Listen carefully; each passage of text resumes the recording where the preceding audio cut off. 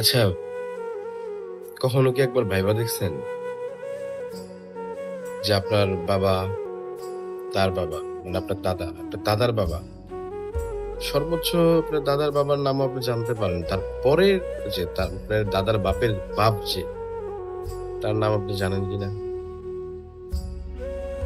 আরে ভাই, তেমনি ঠিকই আপনার পরের যে ৩ প্রজন্ম বা ৪ প্রজন্ম আইব, সে কিন্তু আপনাকে চিনবে না। আপনার কবরটা কোন জায়গায়, আপনি কেমন ছিলেন, আপনার কবরটা যে কোন জায়গায়, বা একবার যে কবরের পাশে গিয়ে যে সে যে অনুভূতিটা আনবো যে না, সে আমার পূর্বপুরুষ ছিল, এটাও কেউ কখনো মনে করে না। তাই ভাই, এত ধন দৌলতের পিছে দৌড়াদৌড়ি করে কি লাভ? হ্যাঁ, দৌড়ান, সেটা সঠিক পথে দৌড়ানোর চেষ্টা করেন, হারাম পথে না। আর সেই ধন দৌলত দিয়া আপনি সমাজে ভালো কোনো কাজ করার চেষ্টা করেন, অহংকারী হয়েন না। যে বলছিলাম না ভাই, অহংকার যদি কখনো মনের মধ্যে আসে, যদি কখনো মনে হয় যে না, আমার মনের মধ্যে বিন্দু মাত্র অহংকার আছে, তাহলে ভাই কবরস্থানে যান।